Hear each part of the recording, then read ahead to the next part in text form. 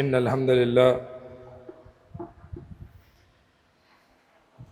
نحمده ونستعينه ونستغفره ونعوذ بالله من شرور أنفسنا ومن سيئات أعمالنا من يهده الله فلا مضل له ومن يضلل فلا هادي له وأشهد أن لا إله إلا الله وحده لا شريك له وأشهد أن محمدًا عبده ورسوله يا أيها الذين آمنوا اتقوا الله حق تقاته ولا تموتن إلا وأنتم مسلمون يا أيها الناس اتقوا ربكم الذي خلقكم من نفس واحدة وخلق منها زوجها وبث منهما رجالا كثيرا ونساء واتقوا الله الذي تساءلون به والأرحام إن الله كان عليكم رقيبا يا أيها الذين آمنوا اتقوا الله وقولوا قولا سديدا يصلح لكم أعمالكم ويغفر لكم ذنوبكم ومن يطع الله ورسوله فقد فاز فوزا عظيما أما بعد فإن خير الحديث كتاب الله وخير الهدي هدي محمد صلى الله عليه وسلم وشر الأمور محدثاتها وكل محدثة بدعة وكل بدعة ضلالة وكل ضلالة في النار لقد قال الله سبحانه وتعالى في القرآن المجيد الأخلاء يومئذ بعضهم لبعض عدو إلا المتقين يا عبادي لا خوف عليكم اليوم ولا أنتم تحزنون الذين آمنوا بآياتنا وكانوا مسلمين ادخلوا الجنة أنتم وأزواجكم تحبرون يطاف عليهم بصحاف من فضة يطاف عليهم بصحاف من ذهب وأكواب وفيها ما تشتهيه الأنفس وتلذ الأعين وأنتم فيها خالدون وتلك الجنة التي أورثتموها بما كنتم تعملون۔ آپ کے سامنے سورہ زخرف کی کچھ آیات پڑھی گئی ہیں اور اللہ تعالیٰ نے ان آیات میں اہل جنت، ان کی صفات، ان کا جنت میں جانے کا انداز اور جنت میں ان کو ملنے والی کچھ نعمتوں کا ذکر کیا ہے۔ ان کو آج سمجھنے کی کوشش کرتے ہیں۔ اللہ نے فرمایا الاخلاء یومئذ بعضهم لبعض عدو الا المتقین۔ یہ جو دلی دوست ہوتے ہیں دنیا کی زندگی میں، جن کا مقصد دینی دوستی نہیں ہوتی بلکہ ایک دوسروں کو گناہوں پر ابھارنا ہوتا ہے، اللہ کی نافرمانی کرنا ہوتا ہے، موج مستی میلے کرنا ہوتا ہے، تو یہ جو دلی دوست ہیں نا دنیا کی زندگی میں، یہ کل کو ایک دوسرے کے دشمن ہوں گے الا المتقین۔ لیکن متقین جو ہوں گے وہ ایک دوسرے کے دشمن نہیں ہوں گے۔ یعنی اس سے یہ پتہ چلا کہ ہمیں یہ بہت زیادہ غور کرنے کی ضرورت ہے کہ ہم دوست کس کو بنا رہے ہیں، چاہے وہ انٹرنیٹ یا سوشل میڈیا پہ ہو، چاہے وہ واٹس ایپ پہ ہو، یا چاہے وہ عام اپنی زندگی میں کاروبار میں ہو۔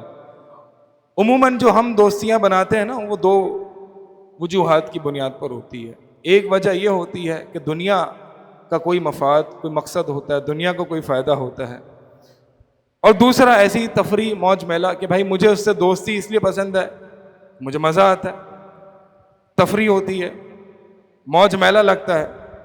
یہ سارے دنیاوی مقاصد ہیں دوستی کے۔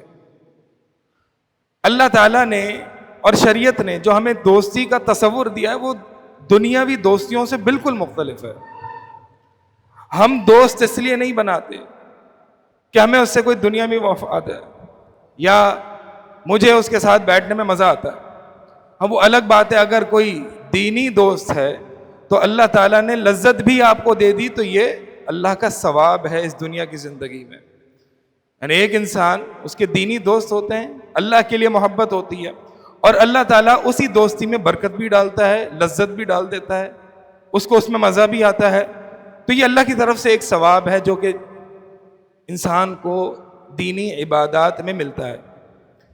لیکن جو ہمارا تصور ہونا چاہیے نا دوستی کا، اب ہم دیکھیں دوستیاں کا تصور اور سوچ اتنی بڑھ گئی ہے کہ خاص طور پر اس سوشل میڈیا کے دور میں کہ ہمارے دوست بہت ہوتے ہیں اور ہم بہت کچھ ان سے سن رہے ہوتے ہیں، ان کا مواد پڑھ بھی رہے ہوتے ہیں، ان کی بھیجی گئی ویڈیوز بھی دیکھ رہے ہوتے ہیں. یعنی اگر میں آج کہوں کہ جو موجودہ دوست ہمارے ہیں وہ زیادہ تر جو ہم پر اثر ڈالتے ہیں وہ انٹرنیٹ کی دوستیاں ہوتی ہیں، وہ سوشل میڈیا کی دوستیاں ہوتی ہیں، اور یہ انسان کا جو ذہن خراب کرتی ہیں. تو لہٰذا ہر کسی کو دوست نہیں بنانا چاہیے سوشل میڈیا پہ، کیونکہ یہ دوستیاں دشمنی کا باعث بنیں گی. تو لہٰذا وہ ساری دوستیاں جو دنیاوی مفاد کے لیے ہیں، جو گناہوں کی وجہ سے ہیں، جس میں گناہ کیے جاتے ہیں، ایک دوسروں کو گناہوں پر ابھارا جاتا ہے نا، یہ ساری دوستیاں کل کو قیامت والے دن دشمنی میں تبدیل ہو جائیں گی سوائے متقین کے. یہ جو متقین کی دوستیاں ہیں یہ اللہ کے لیے ہوتی ہیں.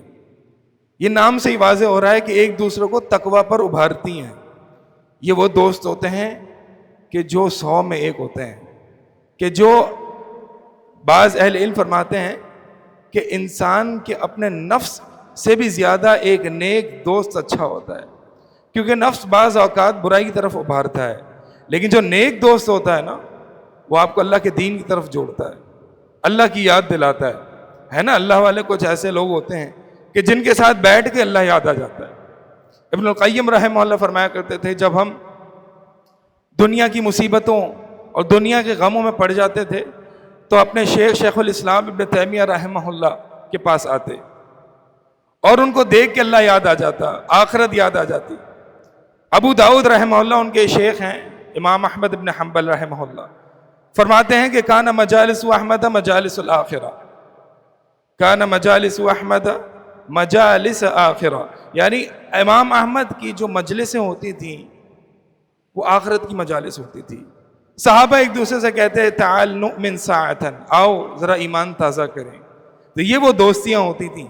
ٹھیک ہے مذاق مستی ہو جاتا ہے، لیکن اصل جو بنیاد ہے، جس بنیاد پر دوستیاں قائم ہونی چاہیے ہیں وہ ایمان ہے. تو آپ ذرا دیکھیں، اگر تو آپ کی دوستیاں ایسے لوگوں سے ہیں کہ جس سے آپ کچھ سیکھتے ہیں، جس سے آپ اللہ کے قریب ہوتے ہیں، اپنی کوتاہیوں کی تصحیح ہوتی ہے، تو ایسے دوستوں کو لازم پکڑیں. لیکن جہاں پر جن دوستوں کے ساتھ بیٹھنے کے بعد دل سخت ہو جاتا ہے، گناہوں پر دل مائل ہوتا ہے، تو اس کو چھوڑ دیں. یہ دوستیاں اچھی نہیں ہیں، یہ کل کو دشمنیوں میں تبدیل ہو جائیں گی. آگے کیا فرمایا اللہ تعالیٰ نے؟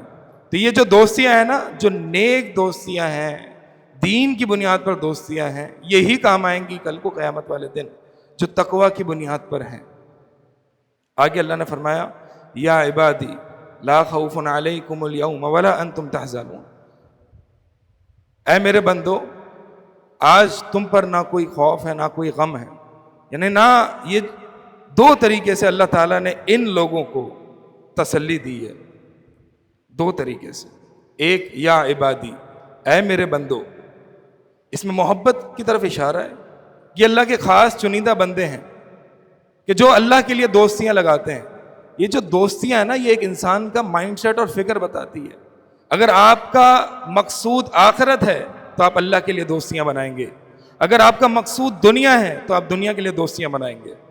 تو یہ دوستی ایک انسان کی فکر اور فلسفے کی طرف نشاندہی کرتی ہے. اس لیے اللہ کے نبی صلی اللہ علیہ وسلم نے فرمایا کہ المرء علی دین خلیلہ، ایک انسان اپنے دوست کے دین پر ہوتا ہے. تو لہٰذا دیکھے، چیک کرے کہ وہ کس کو دوست بنا رہا ہے. تو یہ جو دوستی ہے نا، دوستی ایک انسان کے عقیدے کی نشاندہی کرتی ہے. اسی لیے ہمارے اسلاف نے برے لوگوں کے ساتھ اٹھنے بیٹھنے سے، خاص طور پر اہل بدعت کے ساتھ اٹھنے بیٹھنے سے منع فرمایا. تو یہ جو دوستی ہے آخرت کے لیے دوستی ہے، کیونکہ مقصود آخرت ہے. ایسے لوگوں کے لیے اللہ تعالیٰ نے دو طرح سے تسلی دی. اس دن جس دن قیامت کا بڑا زلزلہ برپا ہوگا، سورج 1 میل کے فاصلے پر ہوگا، بڑی بے چینی ہوگی، بڑی گھبراہٹ کا دن ہوگا، اور اللہ تعالیٰ کا ان بندوں کے لیے دو طریقے سے تسلی کا اعلان، یا عبادی، اے میرے بندو، لا خوف علیکم اليوم ولا انتم تحزنون، آج کے دن تم پر کوئی خوف نہیں ہے. جو مستقبل میں تمہیں ڈر ہے کہ ابھی کیا ہوگا، پل صراط کیسے کراس ہوگا، میزان میں اعمال کیسے تولے جائیں گے، یہ سارے جو قیامت کے مراحل ہیں، جو مستقبل کا خوف ہے، یہ کوئی خوف نہیں ہے. ولا انتم تحزنون، اور جو پیچھے گزر گیا، جو کچھ ہو گیا، اس پر بھی کوئی غم نہ کرو.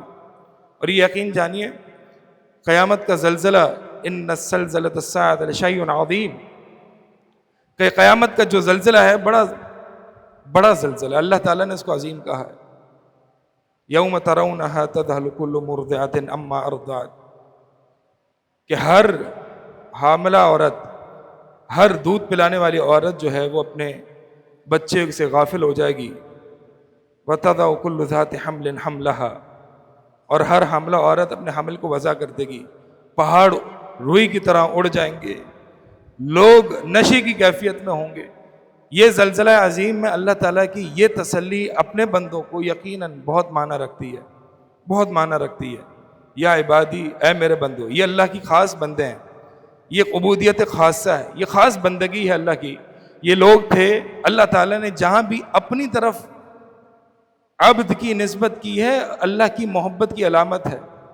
سورۃ الفجر کے آخر میں آتا ہے نا، یا ایتھا النفس المطمئنہ ارجعی الی ربک راضیۃ مرضیہ فادخلی فی عبادی وادخلی جنتی. میرے بندوں میں داخل ہو جاؤ، میرے بندوں میں شامل ہو جاؤ. جو اللہ کی یہ علامت، یہ اللہ کی محبت کی علامت ہے.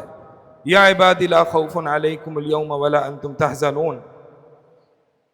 دو خوف کبھی جمع نہیں ہو سکتے، دو غم بھی جمع نہیں ہو سکتے. اگر ایک انسان اس دنیا میں آخرت کے بارے میں خوف زدہ رہتا ہے، غم زدہ رہتا ہے، اس کا ہم اور غم آخرت ہے، تو کل یہ غم اس کے پاس نہیں ہوگا، یہ خوف بھی نہیں ہوگا. لیکن اگر ایک انسان، اس کا ہم اور غم دنیا ہے، آخرت اس کا کوئی مقصود نہیں ہے، کوئی اس کی فکر نہیں ہے، تو کل یہ خوف زدہ بھی ہوگا، غم زدہ بھی ہوگا. دو غم اور دو خوف اللہ تعالیٰ ایک بندے کے اندر کبھی جمع نہیں کرے گا. یا عبادی لا خوف علیکم اليوم ولا انتم تحزنون الذین آمنوا. یہ کون بندے ہیں اللہ کے؟ الذین آمنوا بآیاتنا وکانوا مسلمین. یہ وہ لوگ ہیں کہ جو ہماری آیات پر ایمان لائے اور فرما بردار ہوئے. الذین آمنوا بآیاتنا، جو ہماری آیات پر ایمان لائے. جو ایمان ہے نا، یہ ہم ویسے تو بول دیتے ہیں ایمان کمزور ہو رہا ہے، ایمان کی فکر ہو رہی ہے، لیکن اصل میں ایمان ہے کیا؟ ہم نے کبھی سیکھا ہے؟ ایمان کن چیزوں کا نام ہے کہ جس کے بارے میں سب سے زیادہ میں نے فکر کرنی ہے اس دنیا کی زندگی میں؟ کہ ہمیں ایمان کی فکر ہے کیا؟ روز میں اٹھتا ہوں تو پہلا ہم اور غم میرا یہ ہوتا ہے کہ میرا ایمان کا آج کیا بنے گا، میرے ایمان کا بنا کیا؟ کیا یہ ہم اور غم ہے کہ فجر کی نماز مس ہو گئی تو گویا میرے جسم کا ایک بہت بڑا حصہ نکل گیا، قیام اللیل نکل گئی تو 1 گھنٹے تک سمجھ میں نہیں آ رہا کہ میں کروں کیا، بڑا گھاٹے کا سودا ہوا، بڑا نقصان ہوا. یہ ایمان کی فکر ہے ہمارے اندر؟ دل پر ہاتھ رکھ کے اپنے آپ سے پوچھئے کہ ہمیں پیسوں کے بڑھنے اور گھٹنے کی زیادہ فکر ہے یا آج ایمان کی زیادہ فکر ہے؟ ایمان بھی تو بڑھتا اور کم ہوتا ہے نا. تو ہمارا ایمان پہلے تو ایمان ہوتا کیا ہے؟ نبی علیہ الصلوۃ والسلام نے کہیں ایمان کو ڈیفائن کیا ہے، کوئی تعریف کی ہے؟ ایمان کیا ہوتا ہے؟ میں کون سی ایسی چیزیں کروں گا کہ جس سے میرا ایمان کم ہو جائے گا؟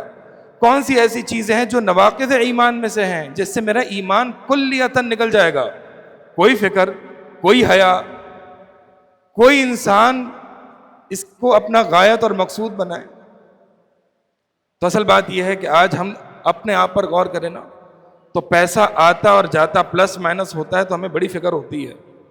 بلکہ ہم اور غم یہ ہوتا ہے روز کا سب سے زیادہ جس چیز کی ہمیں فکر ہونی چاہیے نا، وہ ایمان سب سے اعلیٰ شے ہے. اللہ کے نبی صلی اللہ علیہ وسلم نے صرف عصر کی نماز کے متعلق یہ عرض فرمایا کہ جس شخص کی عصر کی نماز رہ گئی گویا کہ وہ اس کے گھر والے سمیت برباد ہو گئے. ایک عصر کی نماز. ہمیں فکر ہے صحابہ کیسے ہوتے تھے؟ ان کے نزدیک یہ دنیا ایمان کا جب مقابلہ کرے تو یہ دنیا ان کے نزدیک کچھ ہوتی ہی نہیں تھی. ایک موقع پر سیدنا ابو بکر رضی اللہ تعالیٰ عنہ پورا مال لے کے آ گئے. فی سبیل اللہ. ابو بکر کیا چھوڑے آ رہے ہو؟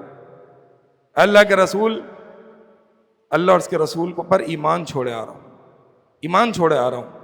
پیسہ دے دیا، پورا دنیا دے دی، ایمان چھوڑے آ رہا ہوں. صہیب رومی رضی اللہ تعالی عنہ، مکہ سے مدینہ ہجرت ایمان تھا، ایمان کا تقاضا تھا.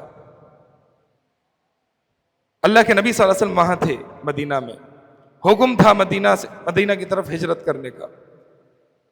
صہیب رومی کو ایسے جانے نہیں دیا مکہ والوں نے کہ آئے ہو یہاں کمایا ہے، یہاں کا کھایا ہے، ایسے ہی چلے جاؤ گے. نہیں، ایسے تو نہیں جانے دیں گے. صہیب رومی فرماتے ہیں کہ اگر میں سارا مال تمہیں دے دوں پھر جانے دو گے؟ کہاں پھر جانے دو.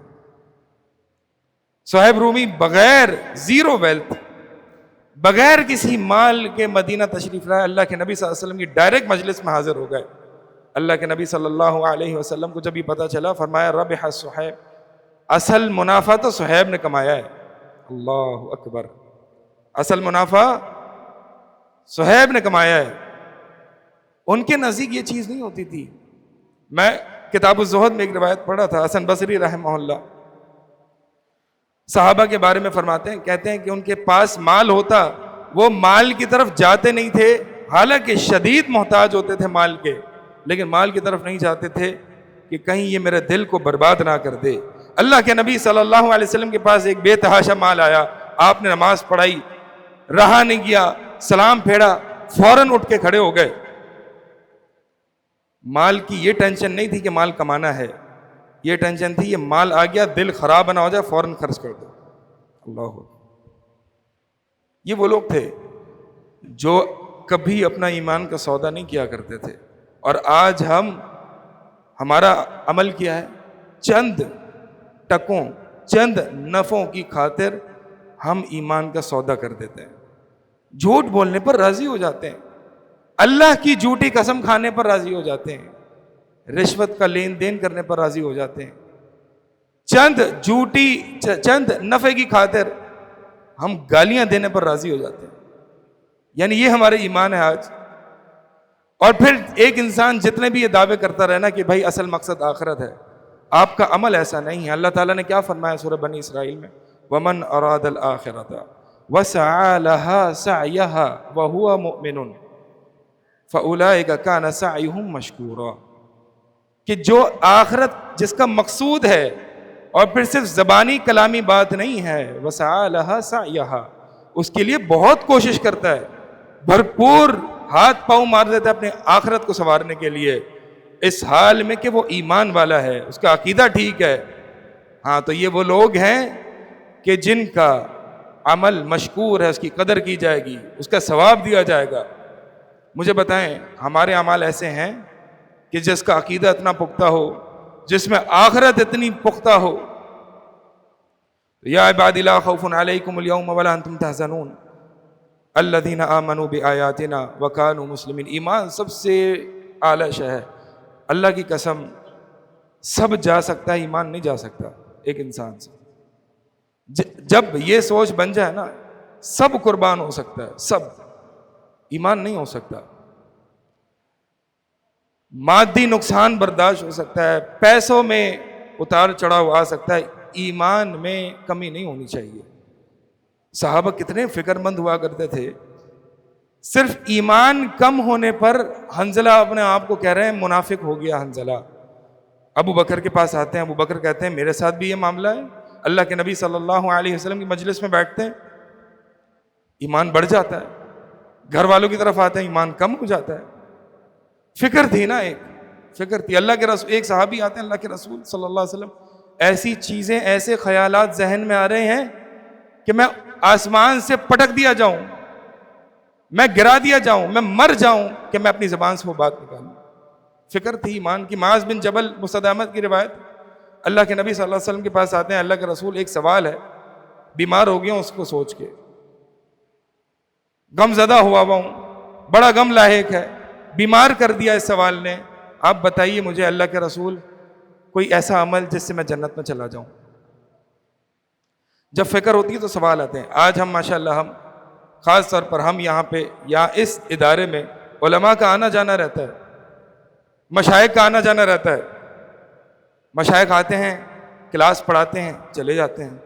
ایک بہت بڑی تعداد ہمارے ہاں بروج کے سٹاف کی موجود ہے کہ نہ کبھی یہ فکر ہوئی کہ مشائخ سے کوئی تعلق بھی بنائے کہ ان سے بھی دوستیاں لگائی جا سکتی ہیں، یہ بھی انسان ہے، اللہ سے ہی قریب کریں گے۔ کتنے ایسے لوگ ہیں ہمارے یہاں سٹاف میں کہ جو روز مشائخ کو یہاں نماز پڑھتا ہوا دیکھتے ہیں، اللہ اکبر، تعلق نہیں ہے۔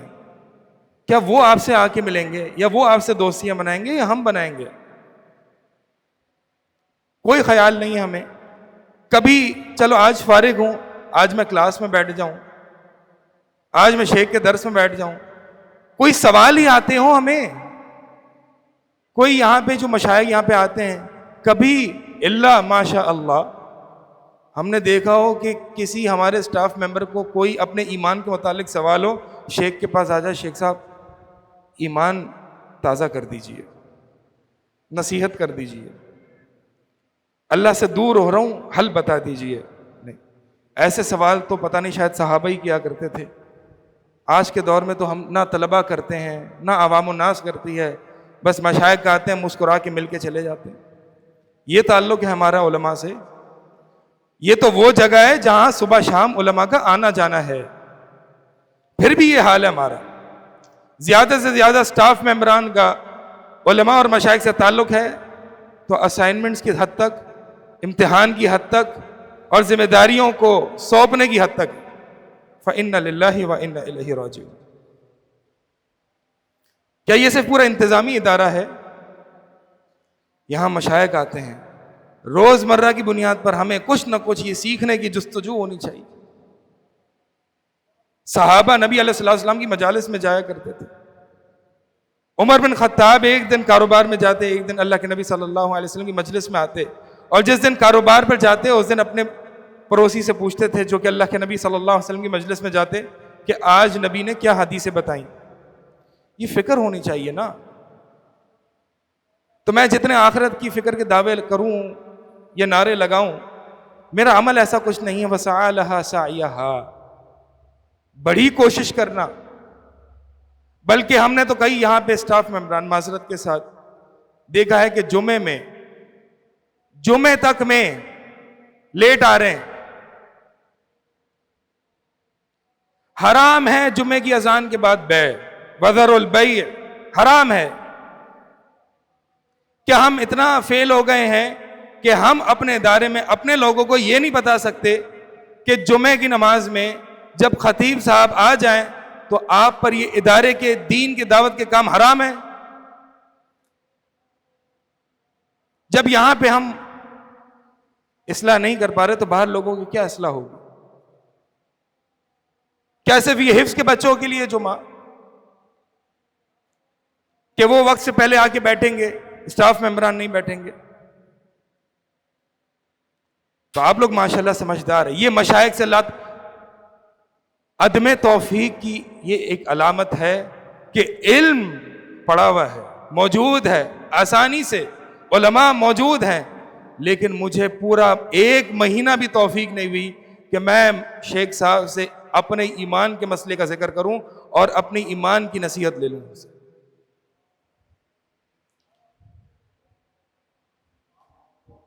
آخر میں اللہ تعالیٰ اعلان کرتے ہیں ایسے لوگوں کے لیے، ادخلوا الجنت انتم وازواجکم تحبرون، ادخلوا الجنت انتم، داخل ہو جاؤ جنت میں۔ اللہ اکبر، اللہ کا یہ اعلان سن کے کیا لذت ہوگی۔ اللہ اکبر، ادخلوا الجنت، تصور کیجئے آپ اس جہاں پر لوگ مارے جا رہے ہیں، پریشان ہیں، کوئی اوندے منہ کوئی سر کے بل چل رہا ہے، وَتَرَى النَّاسَ سُكَارَىٰ وَمَا هُمْ بِسُكَارَىٰ، لوگ نشے کی حالت میں ہیں، اور اللہ تعالیٰ آپ سے یہ کہتے ہیں ادخلوا الجنت وانتم ازواجکم تحبرون، تم اور تمہاری بیویاں داخل ہو جاؤ جنت میں، خوش رکھے جاؤ گے، یہاں بڑے خوش رکھے جاؤ گے۔ ازواج کا ایک معنی علماء نے یہ بھی کیا ہے کہ جو دنیا میں جو ان جیسے دوست ہیں نا، پورا گروہ جائے گا جنت میں، جیسے کہ سورہ زمر کے آخر میں آتا ہے وَسِيقَ الَّذِينَ اتَّقَوْا رَبَّهُمْ إِلَى الْجَنَّةِ زُمَرًا، وَسِيقَ الَّذِينَ اتَّقَوْا رَبَّهُمْ إِلَى الْجَنَّةِ زُمَرًا۔ کہ گروہ در گروہ جو لوگ اپنے رب سے ڈرتے تھے، گروہ در گروہ، کیونکہ یہ دنیا میں بھی ساتھ رہتے تھے، اکیلے نہیں رہتے تھے، نیک دوست ہوتے تھے، ساتھ دین کا کام کرتے تھے، ساتھ رہتے تھے۔ مومنوں کے ساتھ رہنا سیکھیں، الگ تھلگ رہنا کوئی عبادت نہیں، یہ تو صوفیت ہے۔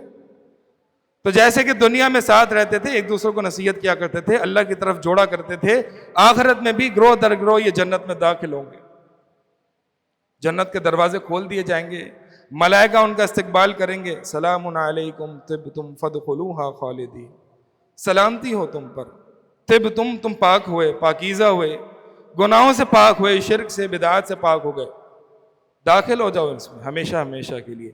یہ اعلان سن کے ابھی ایمان تازہ ہو جاتا ہے۔ آخرت میں کیا ہوگا؟ ملائکہ جب یہ اعلان کریں گے، اللہ اعلان کرے گا، یا عبادی لا خوف علیکم اليوم ولا انتم تحزنون الذین آمنوا بآیاتنا وکانوا مسلمین ادخلوا الجنۃ انتم وازواجکم تحبرون۔ آگے جنت کی مزید نعمتیں ہیں، وقت یہیں پہ مکمل ہو گیا ہے، اسی پر اکتفا کرتے ہیں۔ سبحانک اللہم وبحمدک اشہد ان لا الہ الا انت۔